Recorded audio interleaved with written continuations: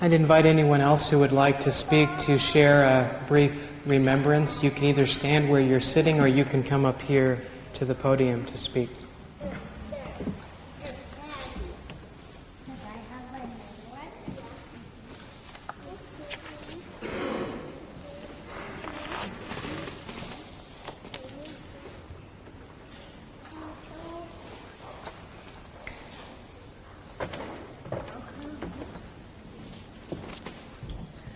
I always remember Barb because she shared herself with our family and she was our daughter's mentor for coming of age. I remember I first met her on the phone and that husky, peppy voice came on, that happy voice, and I thought, oh, this is going to be someone fantastic to me. And it was. She came into our living room and spent a lot of time with my daughter. I don't know exactly all the things that they talked about because I left them alone always so they could do their mentoring. But whatever it was that they shared, it was Barb's magic. That in a family that didn't have very many older folks to help mentor, and didn't have a lot of aunts and uncles, her presence and the magic things that she shared with her daughter to help her grow up will always be treasured by her family.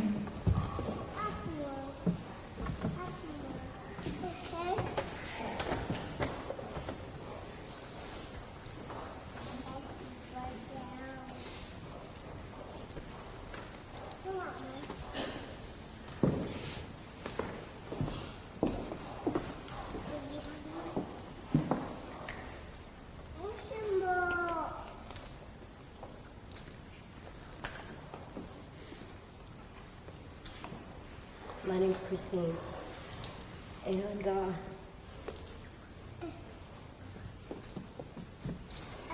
I was one of those orphans that Barb and Charlie took in. And how I met Barb was I was looking for an apartment, and I was on my way to work, and they had this really great place above Lake Union in Seattle. And they lived in the top part, and they had this little apartment for rent in the back. And I showed up, and Barb was there. Charlie was probably working on the computer. So Barb and I hit it off, and we spent about 20 minutes together, and the apartment was really great. And we're sitting on the stairs, and she said, well, there's some other people who are going to come look at it, but I like you, and it's yours if you want it. And I said, cool. But I have to tell you, I have a dog. And she just kind of looked at me a little sideways and said, well, how big is it? I said, it's small, it's a little terrier, not much bigger than a cat. And she said, okay. And I said, and I have a cat. 2 cats. And she took pause and she said, a dog and 2 cats. Well, at this point, I like you and I'm going against my better judgment. It's still yours. That was about 12 years ago. And, boy, this is a lot harder than I thought. In the time that I've known Barb and Charlie, they were an example of what a loving family is. And yeah, it's hard work, but they never tell or told me what to do. They lived their life as an example, and through them I learned a lot of lessons. And their support and encouragement, I'll be forever grateful. And it's kind of like they were the parents I wished I had. And I'm really glad that sometimes we get to choose our family outside of our biological family. And also Barb gave me some lessons about how to work through my own stuff with my mother, and I'm grateful to her for that. So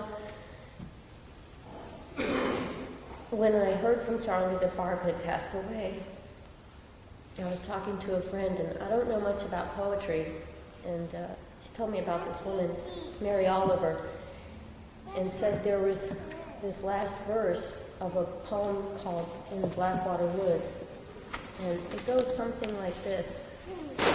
There are 3 things in life we must do.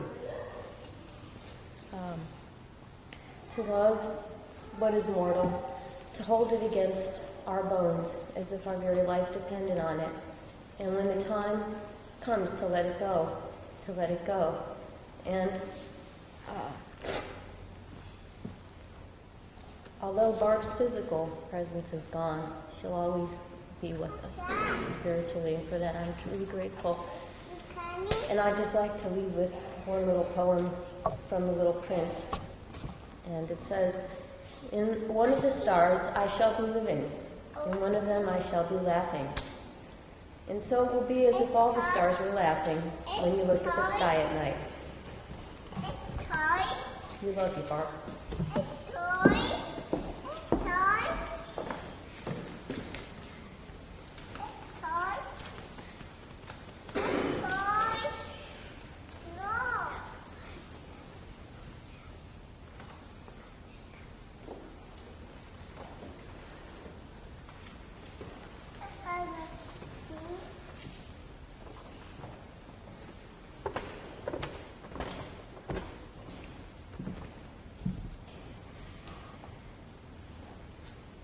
In 1997, in January, my 27-year-old son broke his neck, and he fractured this first vertebra completely, and was in the hospital, and I was with him all night. And in the morning, as part of the choir, I was supposed to sing with the choir. I had never met Barb before. I came to church, called Mark and told him what happened, said I'm coming because I can't imagine going home and being alone right now.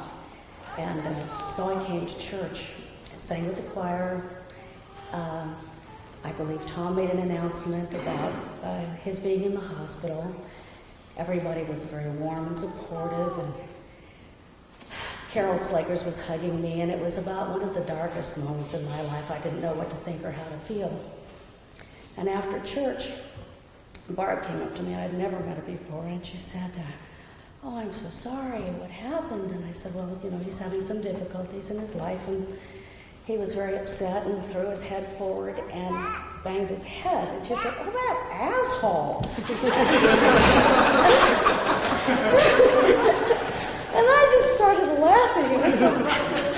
I've kept this with me through all of the hardships with him, and we're much closer again, even though I've always been close with my kids, but she really helped me move through that. And a number of times afterwards, I talked to her and was always looking forward to seeing her. And so I have wonderful, wonderful things to remember about the life of Barb and her effect on other people. I'm sorry that my experience with her was less involved than others, because she was a wonderful person.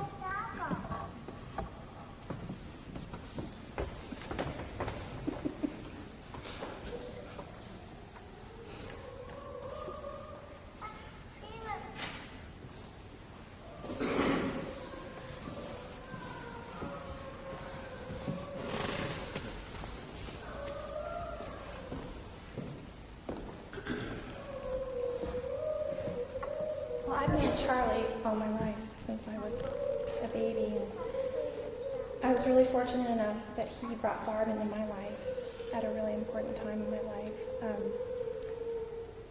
I was kind of an unhappy teenager, and I didn't want to be home very much, and she always welcomed me into her home with love and food and laughter and her smile and sense of humor, and just the wonder of that home and the love and the colors and the laughter and the music. And she taught me how to cook great enchiladas and guacamole. I just always saw her as a shining star in my life at that time, and I really thank God that she was there. And I know that all of you have a story about Barb that you may or may not be able to share, but I just wanted you to know that I will never forget her.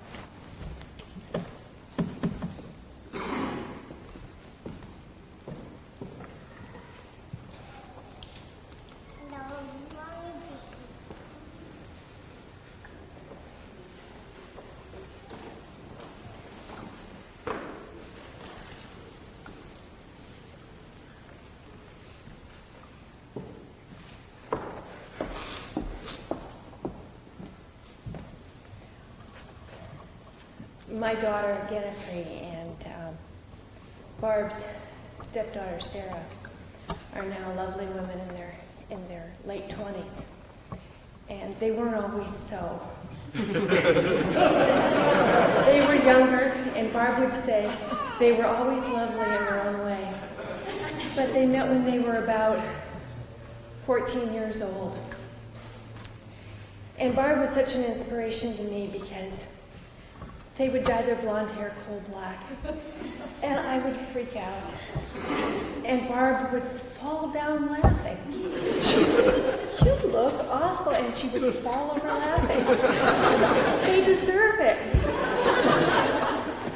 We had so many times together like that. And there was the time when they were 15, neither had a driver's license, and they took the grandmother's car and they go up to Capitol Hill in Seattle to get hamburgers at the Jack in the Box, and they took out the Jack in the Box window. And Barb called and said, "Look, you take care of Jack in the Box, I'll take care of the grandmother. It'll be just fine." And somehow there was always Barb saying, "It will be just fine," when it never looked like it was going to be fine. Over the years, we had so many wonderful experiences together. We owned a boat together with RCA and Janie. And there were times we were growing through that experience. And we went into West Marine, and there was the day that we made the decision that we were going to bag the curtains and buy a new toilet. And Barb stopped in the middle of West Marine. She said, "Is this us?" And over time, and then when I came out of graduate school in the middle of the economic downturn in '92, it was Barb and Charlie who said, "Well, come on over, work for us. You can test computer software in the basement." We had a wonderful time. It's been a glorious, lovely time, and I watched Barb's challenges as they unfolded year after year after year. And the thing that I was so amazed of is that year after year after year, Barb would get stronger. And as her body failed her, more and more and more, her spirit soared. And I watched her and Charlie become so strong, till in the end, I was just in awe of both of you. I had the opportunity to talk to her just 2 weeks ago when she was reading for me the lovely children's books that she's written for other children to cope with death and dying. They were so young, beautiful. I hope you get to read those books because they were so beautiful, and her gift to Liz and Brendan and Cody. And the last time I talked to her, she was still laughing. And that was Barb, and I had a hard time believing that her body was in the condition that it was because the spirit was so strong. And I see her released from that body that failed her. And I know she is absolutely perfect and divine. And Barb, thank you for being my friend.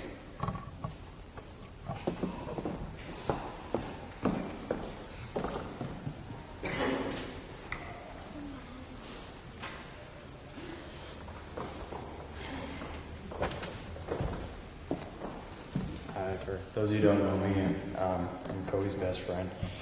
And I guess I'm in church, so I'm going to confess my sins, how I tortured Barb when I was a little kid. Basically, I ate a lot of food at the Landis house. And I sort of was an orphan, even though I wasn't really an orphan, but I saw a lot of orphans. I did eat a lot of Chinese food. Barb taught me how to use chopsticks, and we used to think the bohemian life was a little unusual until I became a pot-smoking computer programmer that lives in New York City. And then, anyway, so she had an influence in our lives, and I think that up there, she's probably laughing, thinking this is ridiculous that I'm up here. But I want to say that I loved her very much, being my other mom. And I'm sorry for him, Charlie, too. I'm sorry for all the annoying shit that we did. Love you very much. Bye.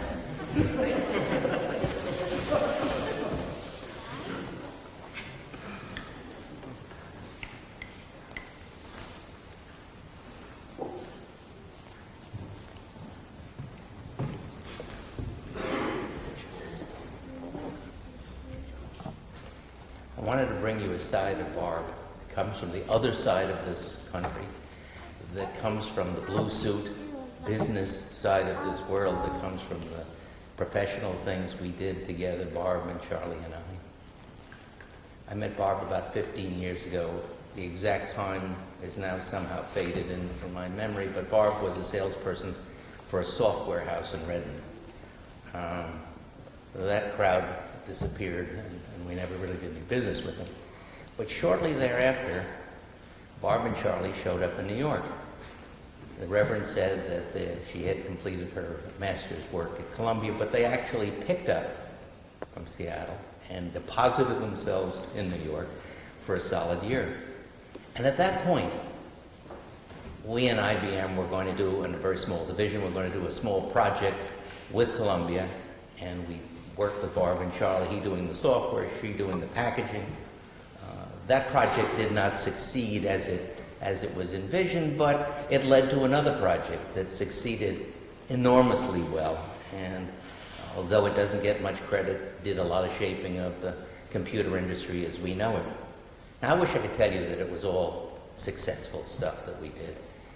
That's the good news part. The bad news is that after she worked with us, she also worked with one of the very large divisions of IBM.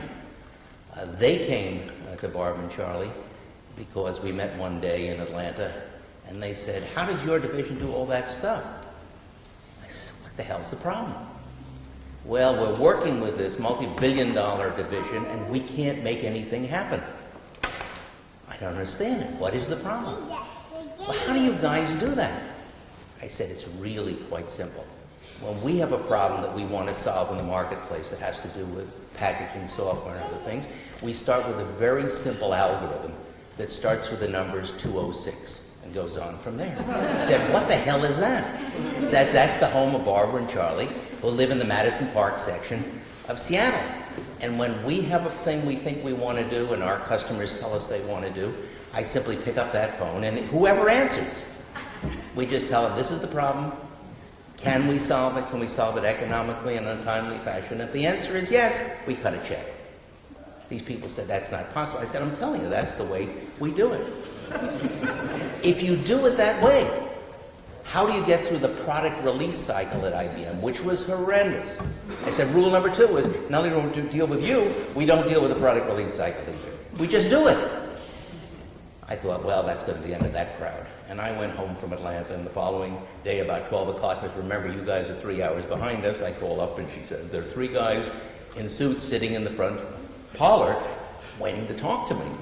I said, "I hope they listened to what I told them. They'd taken off their shoes and their jackets, and they're prepared to sit on the floor and work with you."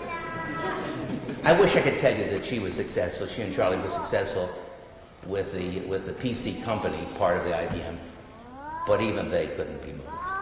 So, Charlie, it's good to see after all these years.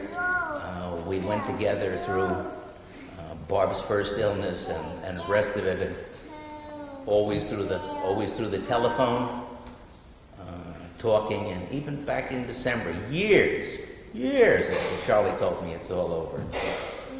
Barb had called up. She spoke to my wife for 45 minutes. My wife says, "You don't dare call her back. She must be exhausted." I said, "Well, let me at least tell her." And we did another 45 minutes of that same high spirit, high energy, high focus, high whatever you want to call it. And I've told that story many times. The answer, guys, if you want to accomplish something, is you call the number 206, and I forgot the rest, 328, whatever the heck it was.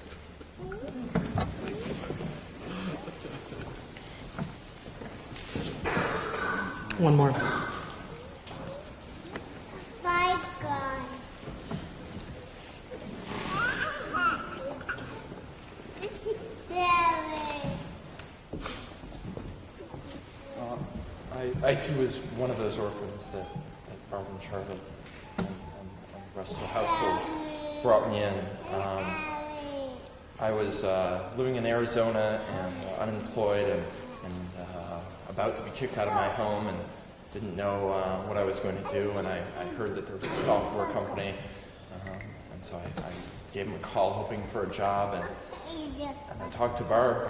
Barb called me, and we talked for about an hour, and we didn't discuss a job, we didn't discuss technology, we didn't discuss my qualifications, and I had another conversation about a week later, and I was sort of confused. They were very wonderful, pleasant conversations. I could tell she's a wonderful, engaging person, but near the end of the phone call, I said, well, so, what's going to happen? She's like, oh yeah, we'll fly you down and we'll move you in and you're going to work for us. And I was a teenager and had a bit of growing to do to become an adult. And she and her family helped me learn how to do that, learn how to be an adult, and showed me what a functional family looked like. There were fights, but there were functional fights. I hadn't seen it before. And she also taught me a lot about business. IBM would call up, and they would say, can you do this, this, and this? And she would say, yep, absolutely. We can do that. And then she would say, Charlie, guess what we're doing?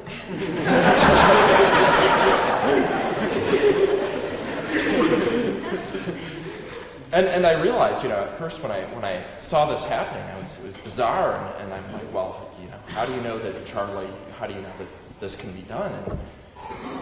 And she taught me a lot of important business principles, and one of them was, well, yes, we can do it. Now the question is how much time and how much money is that going to cost? Given enough time, given enough money, we can do anything.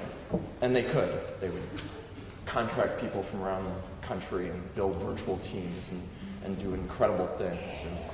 And I find myself talking to executives today and relating business wisdom that she had. She wasn't technical, but she understood interface and understood usability and understood that the computer was not an end to itself. The interface with how people used it and how people could interact with it, that was the important thing about computers. And they were a tool, and she realized this.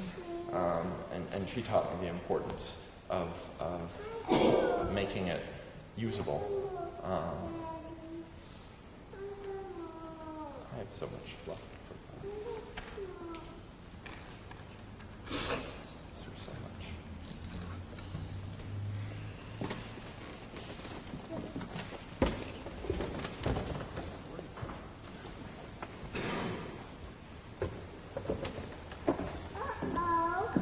It's so funny speaking to you because I speak to large groups of people every day in the 13-year-old age group, and controlling most hormonal bodies in large groups like this, and speaking in front of adults is different. I first heard Brennan talking to his mother when we were in college.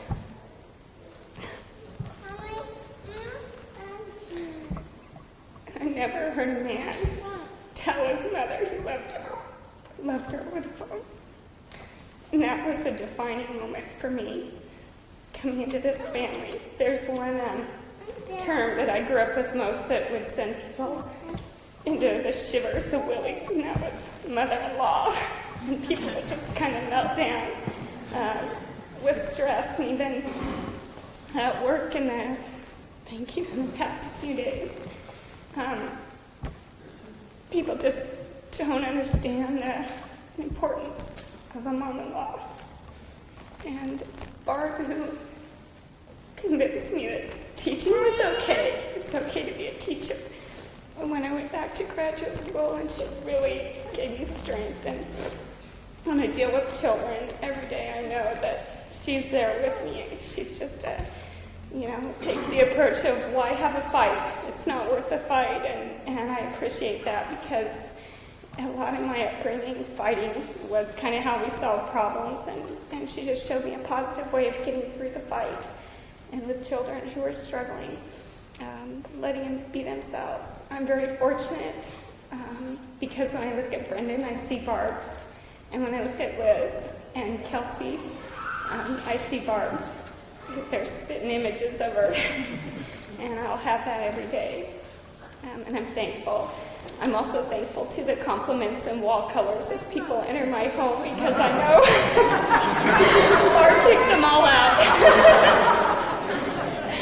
And that's fun. So every day when I wake up, I'm going to say, yes, I remember the big discussion about how terracotta was a really good color in the family room, and a nice olive is nice in the dining room. It's a good socializing and eating color. So I'm very grateful, and it's been amazing watching this family through the 2 very difficult years that have followed. And in my eyes, Charlie has risen to sainthood. And he's just been a powerful guy and through the whole thing. And we're very proud to have him as Papa for our little ones.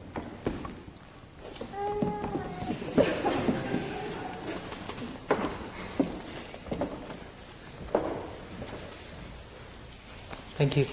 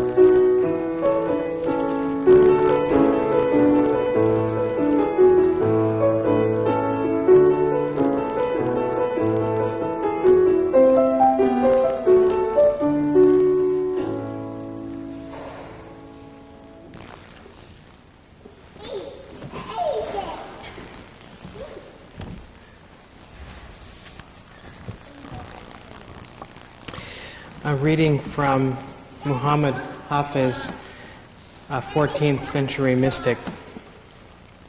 This is one of Barb's favorites. I saw you dancing last night on the roof of your house all alone. I felt your heart longing for the friend. I saw you whirling beneath the soft, bright rose that hung from an invisible stem in the sky.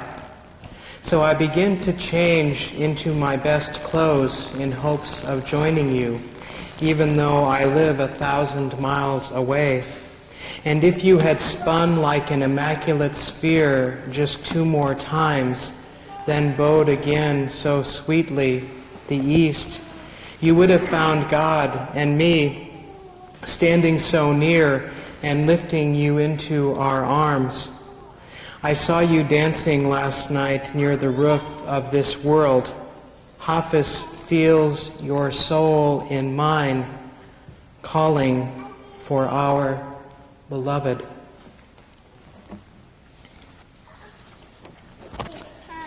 Our closing hymn today is Bring Many Names.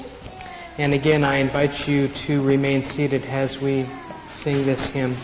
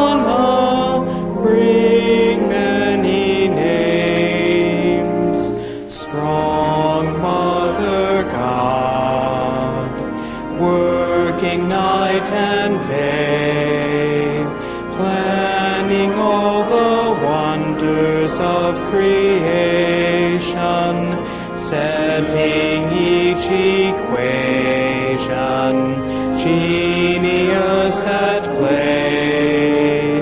Hail and Hosanna, strong Mother God, warm Father God, hugging every child, feeling all the strains of human living, caring and forgiving,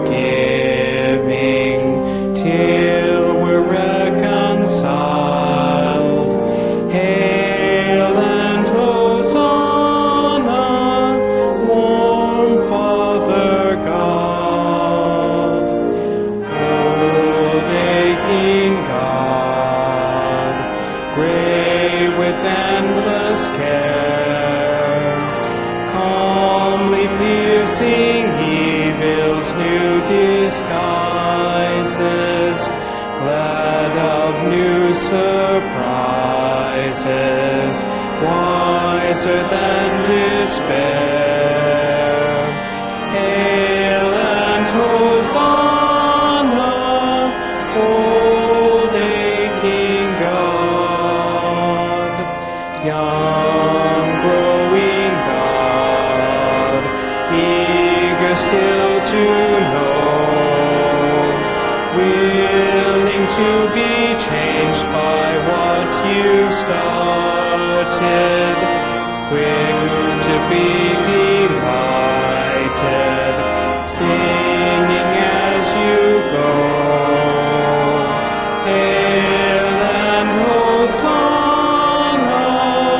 young growing God, great living God, never fully known, joyful darkness far beyond our seeing, closer yet than breathing, everlasting home. Hail and Hosanna, great.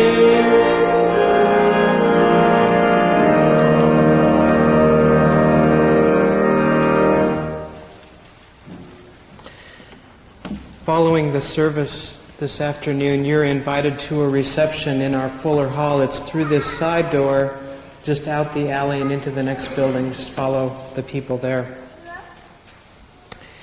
And so, Barb, we come now to say goodbye. We come to let you go. We say thanks for all you have given us. We will remember you and we will miss you. This memorial service is now ended. Let us go this day in love, and let us go in peace. Amen.